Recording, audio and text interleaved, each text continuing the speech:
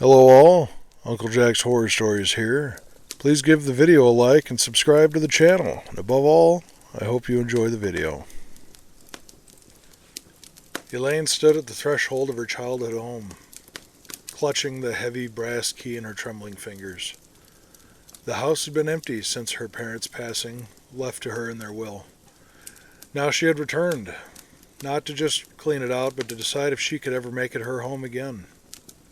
The air inside was stale with dust and time, yet something beneath it felt familiar, like a breath from another life.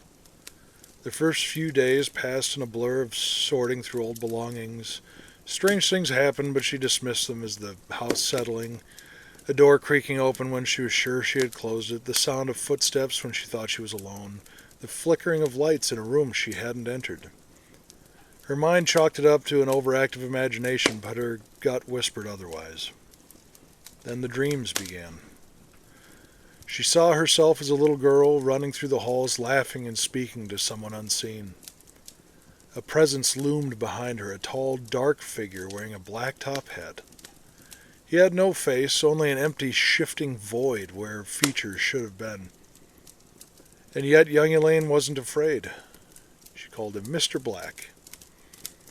Memories she had long forgotten surfaced in waking life. Her parents had dismissed Mr. Black as an imaginary friend, a harmless creation of childhood loneliness. But now she remembered the way he had watched over her, how he had whispered warnings when something was wrong, how the shadows in her room had never dared to creep too close when he stood near.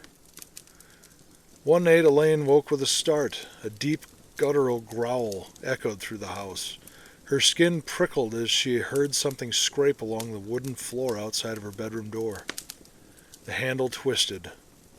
Frozen in fear, she could only stare as the door slowly creaked open. Nothing was there.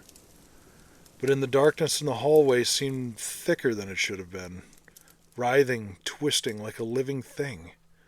A whisper not from her own mind, but something else curled around her ears. "Get out." She gasped, scrambling to her feet. The air in the room was suffocating, pressing in from all sides. Then from the corner of her eye, she saw him. Mr. Black. He stood at the edge of her room, his faceless head tilted slightly as though listening. The moment she locked eyes, though he had none, her fear lessened. A deep protective energy radiated from him, and for the first time she felt safe, until the darkness fought back. A shadow lunged from the hallway, taking form as a grotesque mass of shifting limbs and gnashing teeth. It shrieked as it hurled towards her. Elaine stumbled backwards, her breath hitching in terror. Mr. Black moved faster than she had ever seen before. He stepped between her and the creature, his tall frame casting an even deeper shadow. The air crackled. The creature howled in rage as Mr. Black extended a long, clawed hand and tore through him.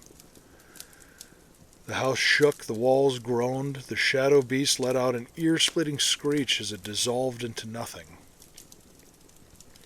Elaine dropped to her knees, gasping. She looked up to see Mr. Black flickering, his form fading. A sickening realization settled over her. He had used the last of his strength to save her. "No," she whispered, reaching for him. He hesitated, and then slowly extended his hand towards her. For the first time in her life, his touch met hers. It was cold, but not unkind. He tilted his head, and though he had no mouth, she knew he was saying goodbye. And then he was gone. The house was quiet. The air felt lighter, but Elaine felt a deep, aching loss. She left the house the next morning, knowing she could never return. But before she did, she placed a single black top hat on the old wooden porch. A silent thank you to the guardian who had never truly been imaginary.